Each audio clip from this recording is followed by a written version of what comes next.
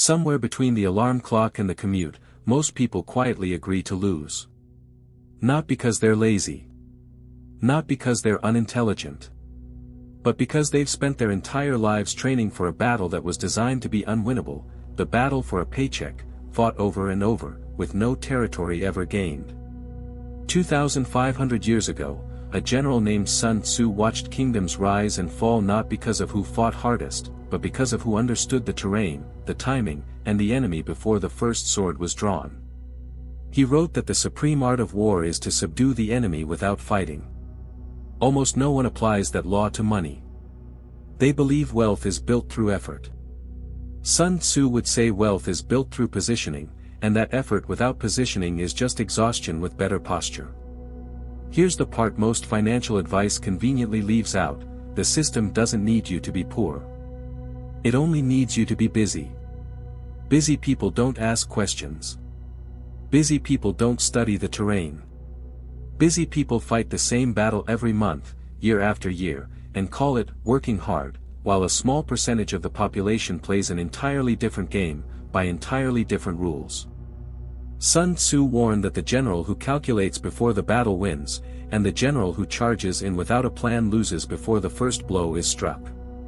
Somewhere, right now, a version of you is already losing a war you didn't know you were fighting, against time, against inflation, against a system that profits from your confusion. But buried inside the art of war is a lesson almost nobody applies to money: every battle is won or lost long before it begins. The wealthy aren't smarter. They aren't luckier. They simply stopped fighting where everyone else fights. In the next few minutes, you'll learn 10 strategic rules, drawn from a 2,500-year-old military mind, that separate those who escape the rat race from those who spend 40 years running in it. The first rule is the one almost everyone breaks in their very first financial decision. And once you see it, you'll never make that mistake again. Sun Tzu believed that wars are won in the tent, long before they're fought on the field. He wrote that the general who makes many calculations before the battle wins, and the general who makes few calculations loses, and the one who makes none at all is already defeated. Most people apply this logic to nothing in their financial lives. Think about the biggest money decisions the average person makes: a car loan, a credit card, a job offer, a safe savings account that quietly loses value to inflation every single year. Almost none of these decisions involve calculation. They involve emotion, convenience, or pressure. Someone sees a shiny SUV, feels a flicker of status, and signs a 5-year loan without ever running the real numbers on what that decision costs them in lost investment growth. Sun Tzu would call this marching into unfamiliar terrain with no map and no scouts, brave, but doomed. Contrast that with how Charlie Munger and Warren Buffett have always operated. Before committing serious capital, they don't act, they calculate, obsessively, for weeks or months, often walking away from deals entirely because the numbers didn't earn their commitment. To the outside world, this looks like hesitation. Sun Tzu would call it discipline. The wealthy aren't smarter in the moment of decision, they've simply already fought that battle 100 times in their heads before risking a single dollar. Ask yourself honestly, how many of your current financial commitments were calculated, and how many were simply felt? This is the quiet difference between the soldier and the strategist. The soldier commits first and hopes for the best. The strategist calculates first and commits only when the odds are already bent in their favor. But calculation alone isn't enough. You can calculate perfectly and still lose, if you're fighting on the wrong ground entirely.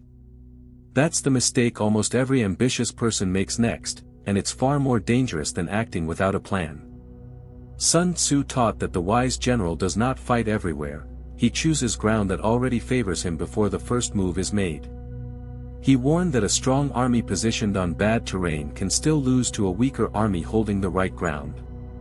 Wealth works exactly the same way, yet almost nobody applies this thinking to their career or their income strategy. Picture two people with identical work ethic.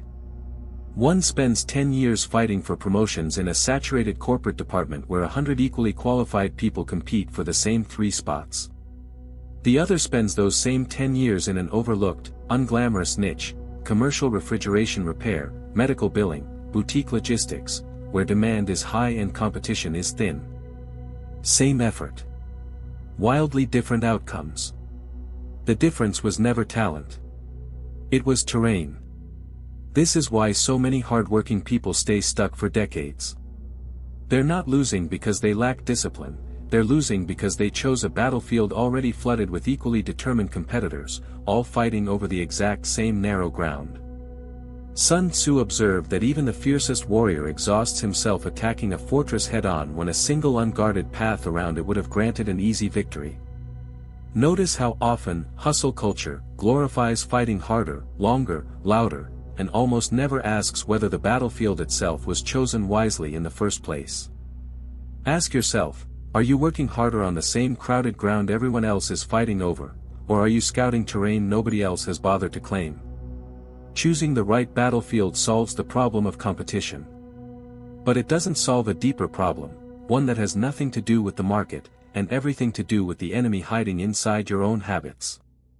Sun Tzu's next principle exposes exactly that. Sun Tzu's most quoted line is also his most misunderstood: know the enemy and know yourself, and in 100 battles you will never be in peril. Most people assume this is only about outsmarting others. Sun Tzu meant something deeper, that the general who doesn't understand his own weaknesses is already vulnerable, no matter how well he studies the opposing army. Apply this to money and it becomes uncomfortable fast. Know yourself means knowing your own financial triggers, the impulse purchase after a stressful day, the subscription you forgot you're paying for, the reward yourself spending that follows every small win. These aren't random. They're patterns. And patterns, once identified, can be redirected. Most people never look closely enough to notice the pattern is even there. Know the enemy means understanding the system you're operating inside, and the system was not built to be neutral. Credit cards are engineered around minimum payments precisely because minimum payments maximize interest paid over time. Retail stores place high-margin items at eye level and check out impulse items within arm's reach because retailers have studied consumer psychology for 100 years. None of this is a conspiracy. It's simply strategy, applied by institutions against people who were never taught to recognize it. Consider a schoolteacher earning a modest salary who, after learning how compound interest actually worked against high-interest debt, restructured her spending and paid off years of balances in a fraction of the expected time. Nothing about her income changed. Her understanding of the terrain did. This is where almost everyone gets trapped, not from a lack of income, but from a lack of self-awareness paired with a lack of awareness of the system working against them. Once you can see both battlefields, the one inside you and the one built around you, a new question emerges: where exactly should you strike? Sun Tzu's answer is more precise than most people expect. Sun Tzu wrote that an army succeeds by attacking where the enemy is unprepared, and appearing where he is not expected. He called this striking the void, the gap nobody is defending, because nobody thought to look there. Translate this into wealth building and it becomes one of the most quietly powerful ideas in this entire philosophy: stop competing where everyone else is fighting hardest, and start looking for the gap nobody has noticed yet. Most people, when they want to build wealth, run straight at the wall. They start the same side hustle everyone on social media is starting this month. They invest in the same asset everyone is already buying at the top. They apply for the same oversaturated jobs as thousands of equally qualified applicants. This is a frontal assault against a fortified position, exhausting, and rarely effective. Andrew Carnegie didn't win by outcompeting every steel producer in America at their own game. He restructured how steel was produced and priced entirely, creating efficiencies his competitors weren't even looking for. He struck the gap. In the modern world, the same principle shows up in smaller, more accessible ways. The local contractor who noticed nobody in his city offered fast emergency repairs and built an entire business around that single unguarded gap, while competitors kept fighting over the same daytime bookings. This doesn't require genius. It requires observation. Where is demand quietly outpacing supply? Where is everyone ignoring a small, unglamorous problem because it isn't exciting enough to chase? Ask yourself, Are you attacking the wall everyone else is already exhausted from hitting, or are you willing to walk the perimeter and find the door nobody has tried? Finding the gap creates opportunity. But opportunity without protection is fragile. Sun Tzu's next lesson is about something almost every ambitious person forgets the moment money starts flowing in. Sun Tzu warned that an army without supply lines is an army already defeated, no matter how skilled its soldiers, no matter how brilliant its general. Food, resources, reinforcements, cut those off, and the strongest force in history collapses from the inside. In wealth building, your supply line is your cash flow, your reserves, your ability to survive a bad month without the entire structure caving in. This is why so many people who start earning more still feel no safer than before. The moment income rises, spending quietly rises to match it: a bigger apartment, a nicer car, a lifestyle upgrade that consumes the exact gains that should have become reserves. Sun Tzu would call this an army marching forward while abandoning its own supply chain. It feels like progress. It's actually exposure. The wealthy protect their supply lines almost instinctively. They build reserves before they build image. Naval Ravikant has often pointed out that real wealth is the asset that keeps earning while you sleep, not the visible signs of spending that impress people who don't actually control your fate. Which leads to the second half of this principle, one Sun Tzu returned to again and again: appear weak when you're strong, and conceal your true position from those who might exploit it. This isn't dishonesty, it's protection. The person who broadcasts every gain invites comparison, envy, and pressure to spend to match a status they haven't actually secured. The strategist builds quietly, letting results speak only when the position is unassailable. Ask yourself, is your current lifestyle a supply line, or is it draining the one you're trying to build? Protecting your resources keeps you alive in the game. But even a well-supplied army can lose everything by fighting on too many fronts at once, which is exactly the trap Sun Tzu addresses next. Sun Tzu warned that a divided army, however large, can be defeated piece by a smaller force that stays unified. He also taught that the highest form of strategy is to be like water, formless, adaptable, never fighting the same battle the same way twice. At first these two ideas sound contradictory. They're not. One is about focus. The other is about flexibility. Wealth requires both. Most people scatter their forces without realizing it. A little money in an app they forgot about. A side hustle abandoned after 3 weeks for a different one.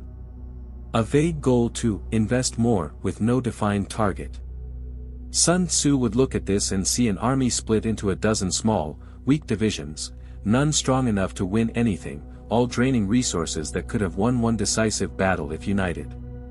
Jeff Bezos didn't build Amazon by chasing every promising idea in the 1990s tech boom simultaneously.